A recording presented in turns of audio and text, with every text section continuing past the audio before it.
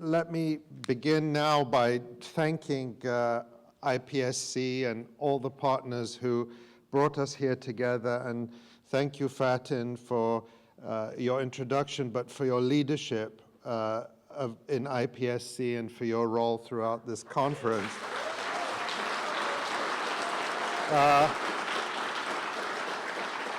I've seen your name many times in statements issued by IPSC, and so it's wonderful to finally meet you and thank you in person.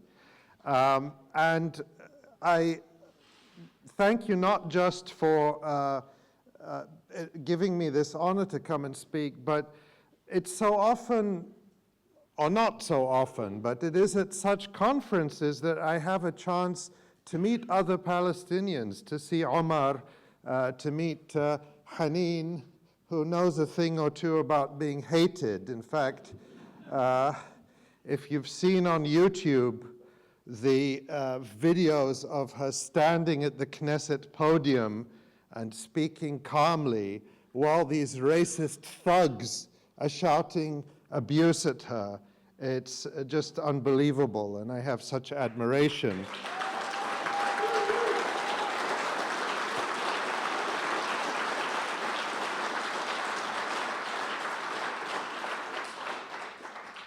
And Omar, of course, who has been subjected to so much harassment and vilification.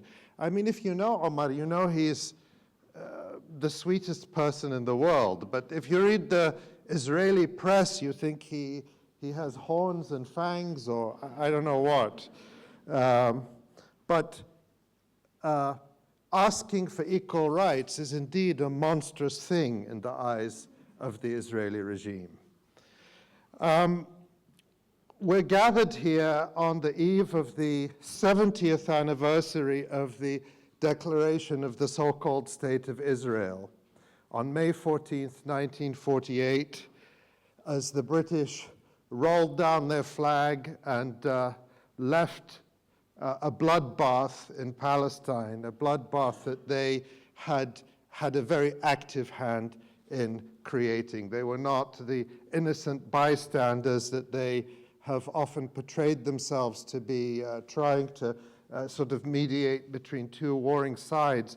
But of course, from the very beginning, the British Empire and the British state were working hand in hand with the Zionists to take over Palestine. And let's recall, of course, that Zionism, before it was identified as a Jewish movement, was a Christian Zionist movement, supported by British, racist, anti-Semitic Christian Zionists like Balfour, who saw Zionism as a way to solve the so-called Jewish problem in Europe, and particularly to stop the influx of Jewish refugees from Tsarist Russia.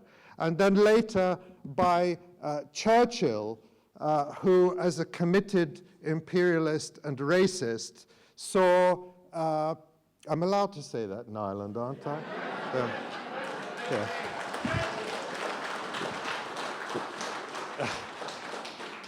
Churchill, who saw Zionism as the weapon in the hands of the British Empire to combat communism, and who saw Zionism as a reactionary, colonialist, nationalist movement as a way to pull Jews away from communism and socialism as egalitarian, universal, and internationalist and anti-imperialist movements. And Zionism remains today entirely in the camp of imperialism.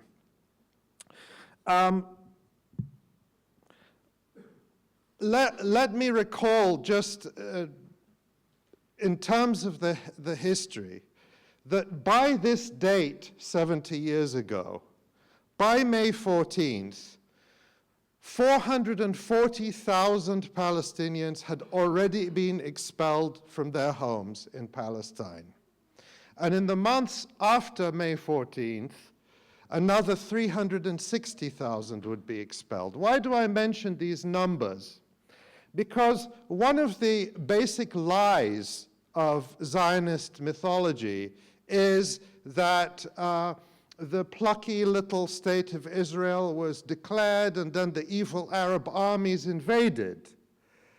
I say this history to point out that the Arab intervention, which came on May 15th, came too late to save the majority of Palestinians who had already been ethnically cleansed.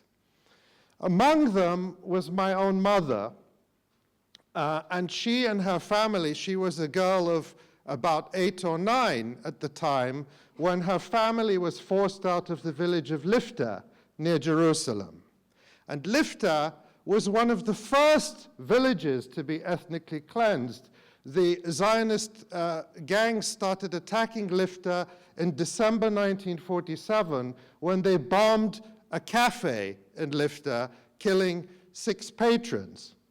And the people of Lifta had left by January 1948. And this was one of the events that Ben-Gurion celebrated, telling his comrades or his accomplices that what happened in Lifta, what happened in Romema, if it happens in the rest of the country, it will be a great thing for us. And of course, we know that it did. The massacre of Deir Yassin followed in April, and that set off an even bigger series of flights and expulsions. In the years since, Israel thought it could bury the Palestinian issue. It thought it could make the Palestinians disappear. Now, we don't know if the quote, this is often quoted, and we've never found the source, that the old will die and the young will forget. We don't know who said that, if anyone, but that has been the spirit of Zionism, that the Palestinians will forget, that they will just melt into a sea of faceless Arabs and will forget their homeland. But what's happening today in Gaza, as Haneen reminded us yesterday, is the prime example of Palestinian sumud, steadfastness and resistance in the face of the most sophisticated, the most determined, the most ruthless, the most violent enemy that any people could ever not want to have.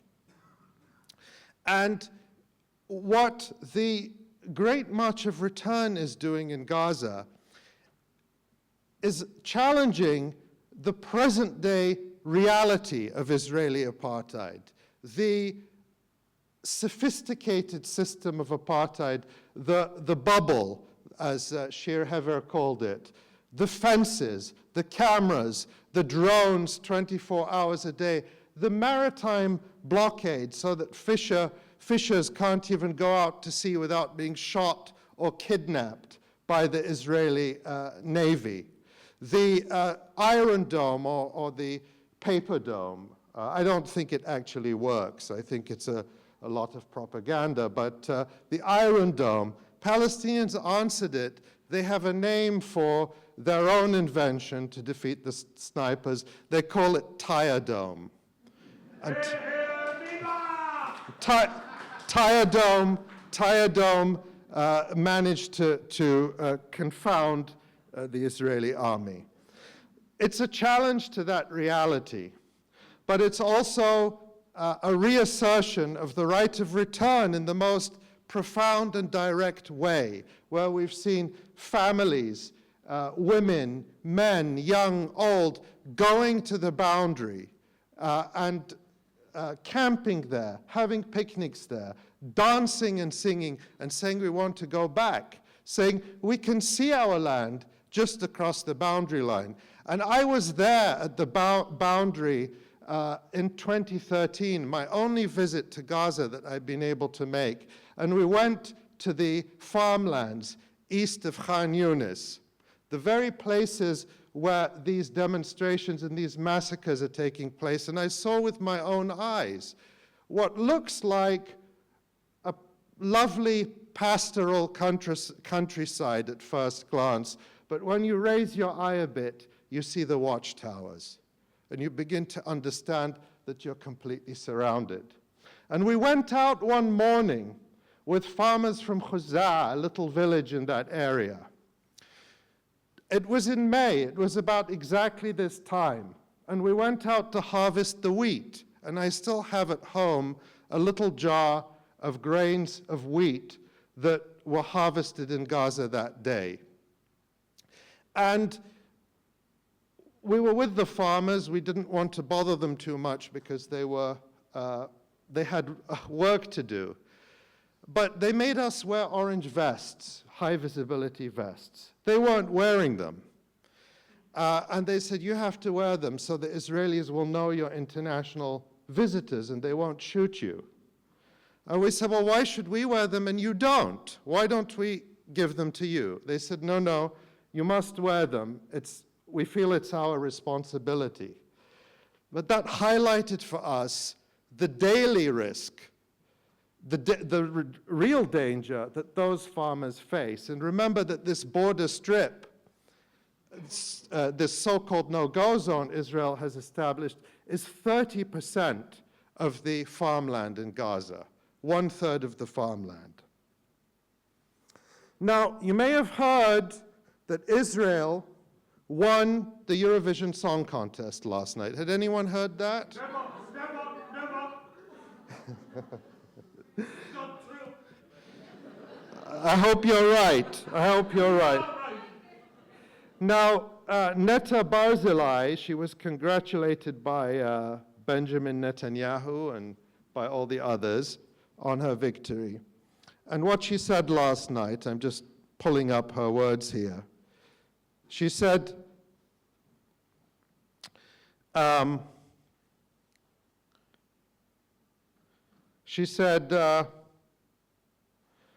thank you for accepting differences between us. Thank you for celebrating diversity. Now, when I heard those words, I thought about the reality of Gaza. This song of hers was presented as, a Wonder Woman statement. She even mentions Wonder Woman of women's empowerment and women standing up for themselves. We know that that's happening now in Ireland for real, with very real issues being fought over in Ireland.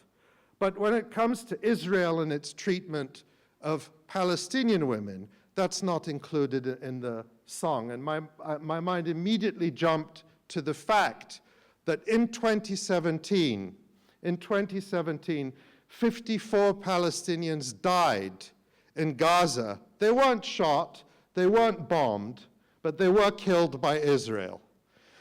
They died because they were denied medical permits to travel outside Gaza for life-saving treatment.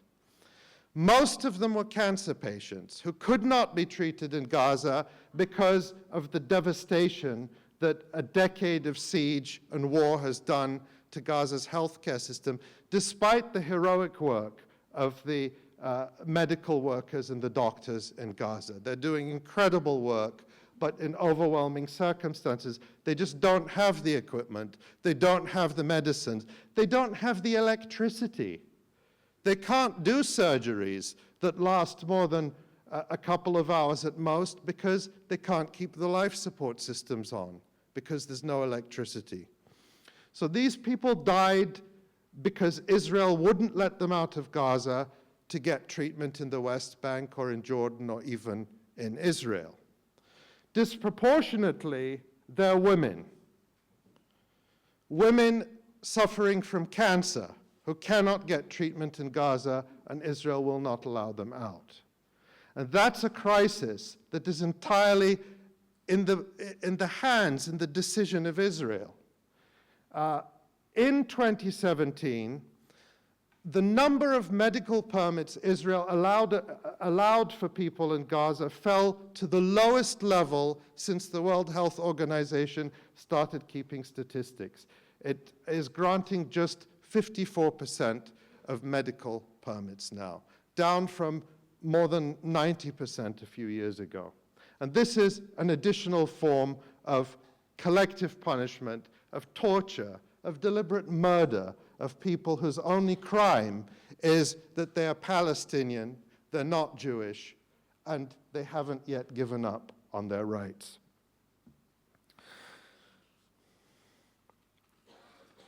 The massacre in Gaza is something that ought to shock the conscience of the world. For week after week, you know, I've been doing this work for too long. I keep telling my friends, we need to liberate Palestine for all the reasons in the world, but also, you know, we don't want to talk about this anymore. We don't want more conferences like this. We want to be done with it. But the level of atrocities is something, the openness with which the Israelis talk about their atrocities is something I haven't seen in more than 20 years. The work that has been done by Palestinian and other human rights groups, Al-Haq, Al-Mizan, Amnesty and Human Rights Watch, since the Great March of Return started, has really been remarkable. And the evidence is overwhelming. There's no question about what is happening. The deliberate targeting of civilians, unarmed civilians. As Amnesty International said in its recent report, and again, you would find this across the board, in most of the fatal cases analyzed by Amnesty International, victims were shot in the upper body, including the head and the chest, some from behind. And many of us, I know, have seen the videos. But we also have the admissions from the Israeli generals. For example, Tzvika Fogel, an Israeli brigadier general in the reserves who used to be the head of the so-called Southern Command. Now, Tzvika Fogel was sent out to talk to the media after a video showed Israeli forces shooting dead a 14-year-old boy, Muhammad Ayub. The video caught it. This boy was nowhere near the border, no threat whatsoever. Even if he hadn't been near the border, there was no reason to shoot a young boy. And this managed to cause some disquiet even in Israel, briefly. And he was interviewed on the Israeli Public Radio Network, and the interviewer asked him, if a child, the interviewer asked him what happens if a child gets close to the fence or anyone else. Fogel answered, if this child or anyone else gets close to the fence in order to hide an explosive device or check if there are any dead zones there or to cut the fence so someone could infiltrate the territory of the State of Israel to kill us, then his punishment is death, the interviewer asked. And Fogel responded, his punishment is death. As far as I'm concerned, then yes. He went on, I know how these orders are given. I know how a sniper does the shooting. I know how many authorizations he needs before he receives an authorization to open fire. It is not the whim of one or the other sniper who identifies the small body of a child and decides he'll shoot. Someone marks the target for him very well and tells him exactly why one has to shoot and what the threat is from that individual. And to my great sorrow, sometimes when you shoot at a small body and you intended to hit his arm or shoulder, it goes even higher. And he said it, we had this professionally translated, and he said in Hebrew, Guf katan shel yeled, the small body of a child. This information is presumably known to governments around the world. I'm sure IPSC and others have made it known to the Irish government. But what has been the response from the government in Ireland? Unfortunately, it's been the same as the response from every other EU government, which has been a staunch, firm, steadfast refusal to condemn these open crimes. And the Minister of Foreign Affairs in Ireland, Simon Coveney, issued a couple of statements, and I'm not going to read them to you, but I'm sure you've read them. It was the usual boilerplate about we regret, and we feel sorrow, and we feel sad, and we feel a little bit concerned, or even deeply concerned, but no condemnation, and no call for accountability. I'm going to come back to that in a few minutes, but just to say that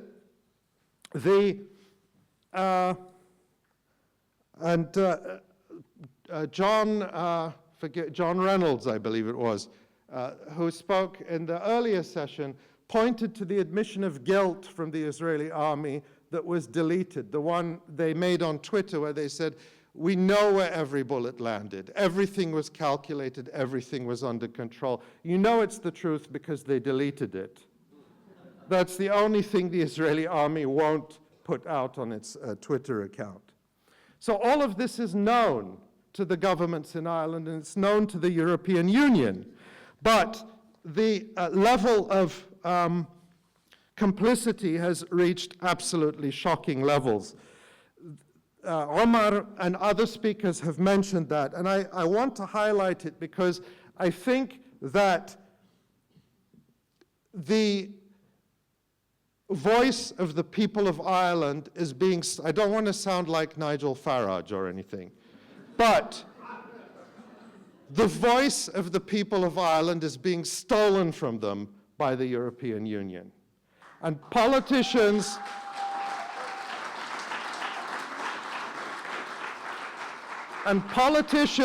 are using the EU complicity to hide from their responsibility.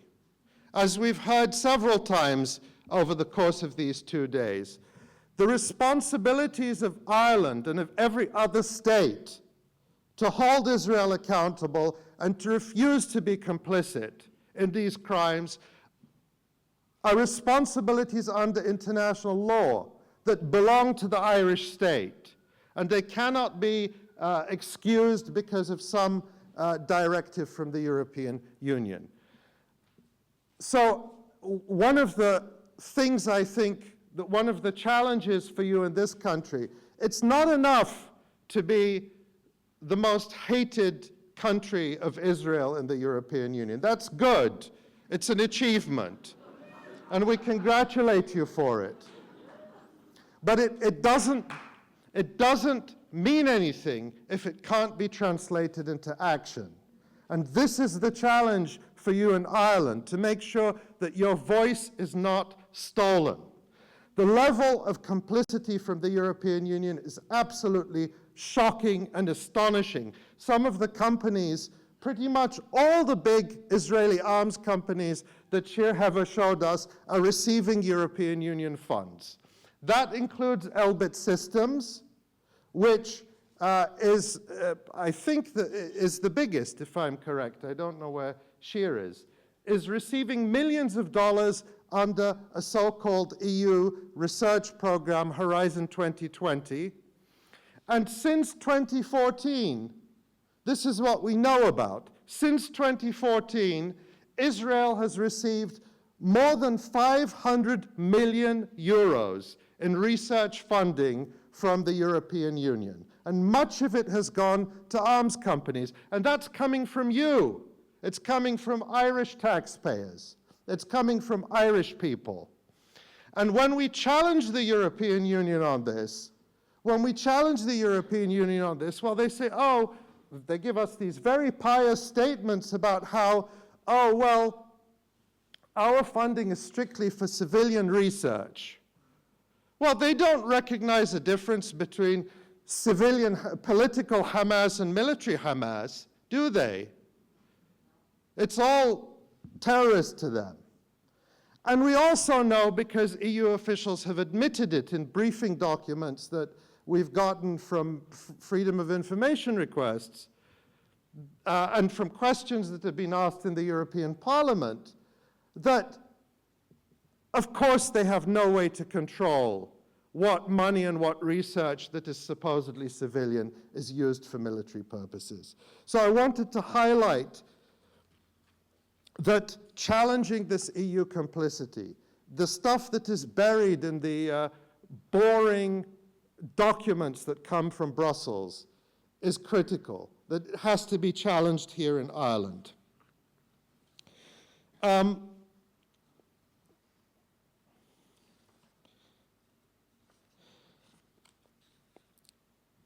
As Israel, and Omar gave us a really comprehensive overview yesterday of how the BDS movement is putting Israel into a real bind. This movement is growing. I'll say more about that in a minute. But as it grows, one of the strategies that Israel is using, and this is happening in the United States and in Europe, is to try to shut down discussion by smearing this movement as anti-Semitic. This is not new to us, we know this, but I want to get into a little bit of specifics. First of all, this ought not to be, we ought not need to say this, but I will say it. The BDS movement is an anti-racist movement. The Palestinian struggle is an anti-racist struggle. It's an anti-colonial struggle, and therefore anti-racism is fundamental to it. And therefore, as a movement, we can, do, and must oppose all forms of racism and bigotry, including anti-Semitism, including Islamophobia. That is self-evident.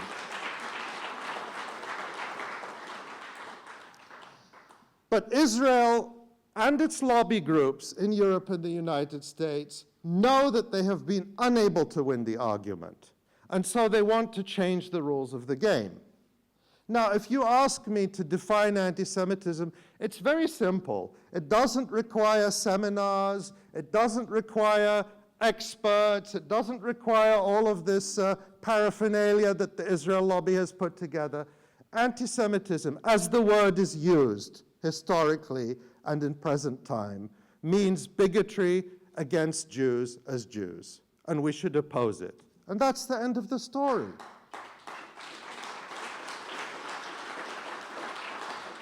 But what Israel and its lobby groups have done is put together this complicated definition, which runs to I don't know how many words. There's a definition and then a bunch of examples.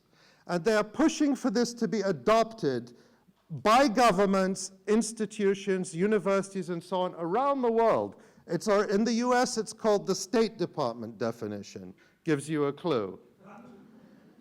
In Europe, they call it the IHRA, the International Holocaust Remembrance Alliance definition.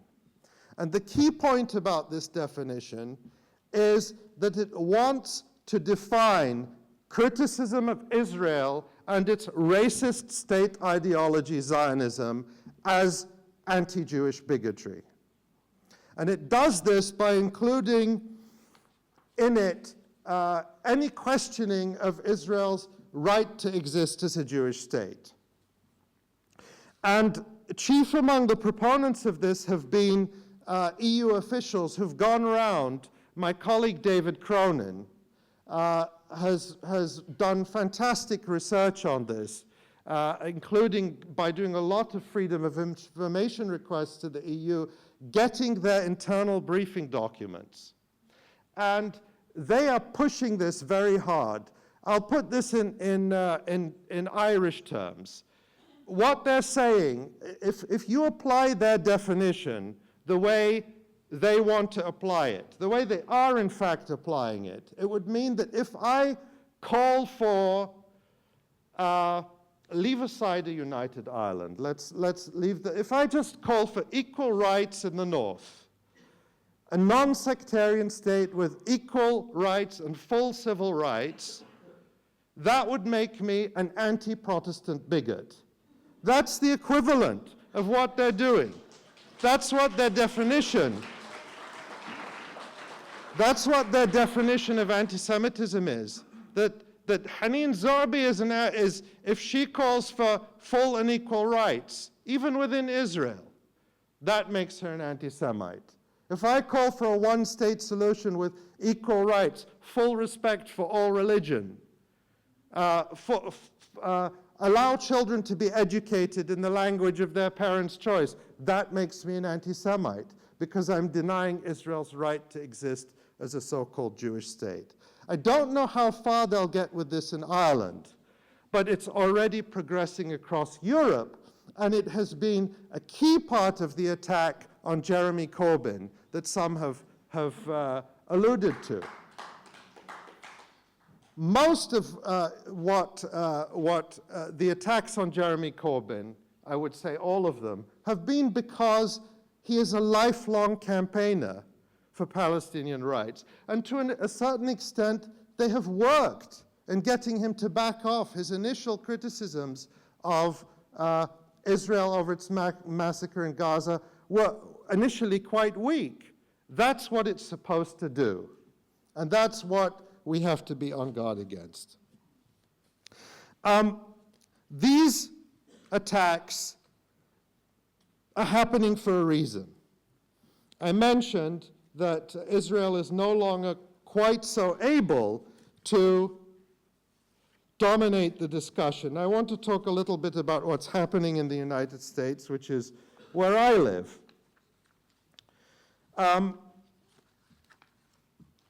If I can find my notes. About a year ago, just over a year ago, the Electronic Intifada obtained a report that was prepared. It was a secret report.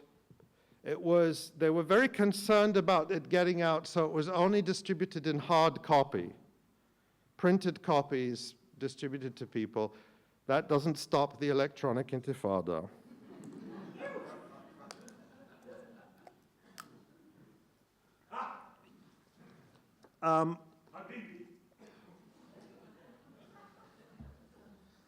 But it was written by two important groups in the Israel lobby, the Re'ut Institute, which is the mastermind think tank of Israel's strategy to fight against so-called delegitimization, and the ADL, which I mentioned earlier, the Anti-Defamation League, one of the top Israel lobby groups that masquerades as a civil rights organization in the United States.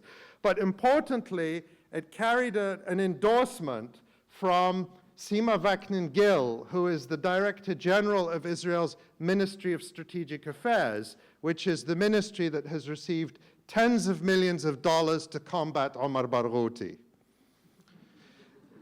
among others, but they particularly don't like him. And the report states that despite increasing since 2010, I would estimate, my reading of the report, because that's when they started this strategy, increasing their spending 20-fold, and this includes Israel and its panoply of lobby groups, increasing their spending 20-fold to fight this Palestine Solidarity movement. The report says they have been unable to stem its, quote, impressive growth and significant successes. It calls, you won't be surprised, for even harsher measures to go after the Palestine Solidarity movement, but offers no new ideas to deal with how Israel really isn't suffering from an image problem, it's suffering from a reality problem. And you can't just cover up that reality problem with a kimono and some clucking noises, or at least you can briefly. Some key points in the report: that the Palestine Solidarity movement has succeeded in creating an unfavorable zeitgeist around Israel in many parts of the world, that the movement has expanded from Europe to the US and many other locations and has, quote, deepened its alliances with major minority groups and social justice coalitions, that it has migrated into mainstream left-wing parties in Europe and may be gaining traction in the US. Jeremy Corbyn, the report helps us understand what is being done in the Labour Party. And that Israel's repeated wars in Gaza in 2009, 2012, and 14 have boosted support for the delegitimization of Israel. But one of the most encouraging things, I think, is that it says, quote, most of the collateral damage being done to Israel by the BDS movement is a result of a growing silent boycott.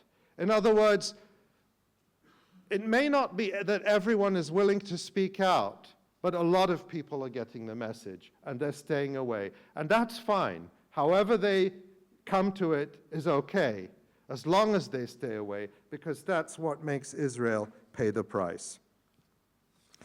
A key point in the report, and it spends a lot of time on this, is that Israel is losing key segments of public opinion in the United States, particularly American Jews.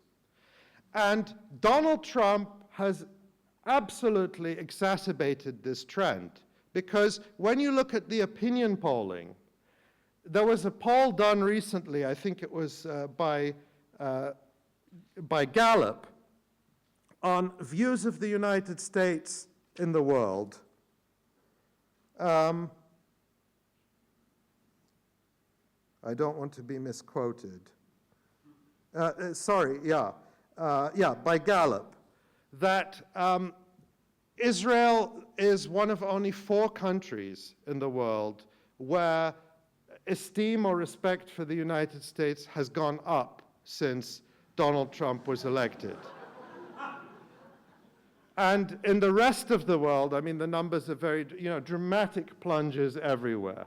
But in Israel, Donald Trump is very popular. And this poll was taken before he announced the move of the US Embassy to Jerusalem. So just imagine how much more popular he is now. But when you look at American Jews, the surveys show that close to 80% strongly oppose Donald Trump. And so more and more Israel is being associated with Trumpism. Among young American Jews, there was a poll recently, in February, I believe, by something called the Brand Israel Group, that found that support for Israel among American Jewish college students has plunged 32% between 2010 and 2016. And they also find that this trend accelerated since the election of Trump. And a quote from the CEO of the Jewish Agency, an Israeli government, quasi-governmental organization, said, quote, Jewish college students in the United States, not including those who are Orthodox, see Israel, justifiably or not, as something opposed to their basic liberal and progressive values. And this helps us understand why there is such a push to market Israel to young people as progressive, as LGBT-friendly, as green, as innovative, as hip, and so on. But I think it's also important to note that this widening gap between American Jews and Israel reflects much broader social trends in the United States and arguably in the West generally. What you find over many years of surveys, and this is consistent, is that support for Israel in the US is increasingly becoming an older, whiter, more religious, and more right-wing phenomenon. And this is symbolized by photos that have circulated. And it's not that uncommon when you travel in parts of the United States to see houses flying the Confederate flag and the Israeli flag. These are causes that go together. And there have been surveys in the UK, Canada, and Australia in recent years that show similar trends going on. and also increasing support for BDS. In the US, if you look at the overall numbers, you would find that there's still very strong support for Israel. That hasn't gone away. But what those aggregate numbers hide is a dramatic shift under the surface. Primarily, that Israel has increasingly become a partisan issue. And this has happened more and more since 2008. And what it means is that whereas before, Israel was a consensus issue. Democrats, Republicans, everyone supported Israel. It was just common sense. Now you see that according to a Pew Research Center poll published earlier this year, 79% of Republicans now say they sympathize more with Israel than Palestinians, compared with just 27% of Democrats. That is a dramatic, dramatic change. And this trend will increase since Donald Trump pulled the US out of the Iran deal. If he doesn't start a devastating war first, but that deal was seen as a signature achievement of the Democrats and of Obama that Trump destroyed in part simply to trash the legacy of his predecessor. So that will exacerbate the trend. According to Pew, this sharp erosion in support for Israel is taking place not only among liberal Democrats, but also moderates and conservatives within the party.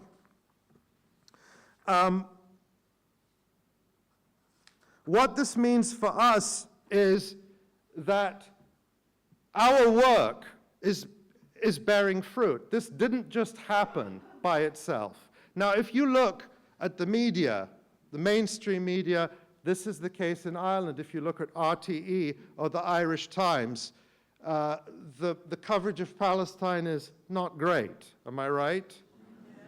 Well, it's even worse in the United States, if you can believe it. But what a critical part of this change is that it is generational. And that it is, if I were in a room in the United States like this with college students and I asked where people get their news, very few will get it from PBS, the public broadcaster, or NPR. Some will read the New York Times, but most people will get it from the internet. That's why I think the electronic intifada has been able to have an impact, because young people are coming at this information with open minds. And we're changing their minds. We're giving them information, and they're critical. They are critical. They are not just lapping up things they see on the internet. That's a stereotype that is being pushed now by mainstream politicians who understand that social media means they're losing control of the narrative and now want to label everything as fake news and get Google and Facebook to erase it for them. So this sea change is generational. One of the, I think, paradoxes of being Palestinian in this moment is you live with sort of a feeling of always being torn between despair, utter despair, at the horrifying reality, the granular horror. I mean, listening to Jamal Jum'ah today talking about the utter horror that workers go through. You know, we might see news about the Great March of Return and the killings of protesters. We never see anything about the conditions of Palestinian workers in the settlements or at these checkpoints. So that feeling of despair is very real. But when I look at this change that has been brought about because of the work of people at the grassroots, the work of so many people in this room, I can't help but feel hopeful. I can't help but feel that we can win. Let me tell you that just a few weeks ago, in March, I was in South Africa. And we I was invited, I traveled around the country, but I was invited originally by students at the University of Cape Town. And on the Sunday before we left, they took us, just a small group, to Robben Island. I'd never been. I went to South Africa in 2010, but I hadn't had a chance to go. And we went with Lionel Davis, a former political prisoner who spent more than 10 years on Robben Island, 6 years imprisoned with Nelson Mandela. And he was, he's now 80. And he took us across and he narrated his life and his situation. I remember we were sitting in a cell, one of these collective cells. Mandela was kept in an individual cell, which we saw, but we were sitting in a collective cell, and Lionel was talking about the horrors that he and other prisoners were put through 50 years ago, 50 years ago. I was listening to him and thinking at that moment, Ahmed Tamimi was suffering exactly the same abuses and indignities 50 years later as a 17-year-old girl. And I felt a sense of anger that I hadn't felt before. Usually I try to feel hopeful or keep my, but I felt an anger. And I felt that anger in other parts of other moments in South Africa, talking to young people who had not been born when apartheid existed. And I don't want to in any way whitewash what is happening in South Africa, because we saw the deep inequality, the poverty, the political struggle now over the economy, a struggle that has been delayed or postponed for too long over land. But I couldn't help but feel inspired by the fact that young people were engaged in that struggle, that in South Africa, people still believe in the possibility of mass political action and solidarity. And so I couldn't help but feel hopeful about South Africa too. But it struck me that it has been 25 years since South Africans won their freedom.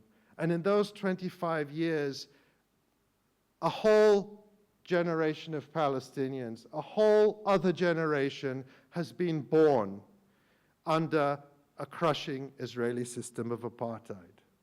And as I reflect on this 70th anniversary of the Nakba, I started by mentioning my mother. And, she's the first generation that experienced the Nakba. And she's still in good health, and I pray to God that she'll remain so for a long time. But I ask myself, is it possible for us to have that victory in her lifetime, in the lifetime of all of those who survived the Nakba and witnessed it? Is it possible for Nasser, who was with us, to see her son in a free Palestine? And I feel like when something has gone on so long, you can start to think, well, it's always been this way, it will always be this way. If we see a victory, well, maybe it will be in 20 years or 50 years. And I want to leave you with this. Let's decide that we can end this in their lifetimes. Let's decide that we can do it. Viva Abunimah! Abunimah, viva!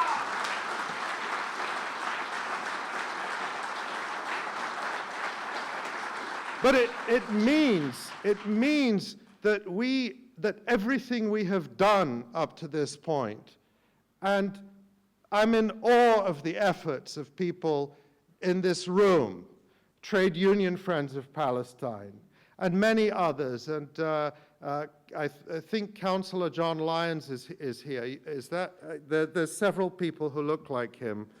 I've accused several people of being John Lyons, but this is the real one, who moved the motion in Dublin City Council. And that this work is going on. Yeah, let's give the Dublin City Council a round of applause.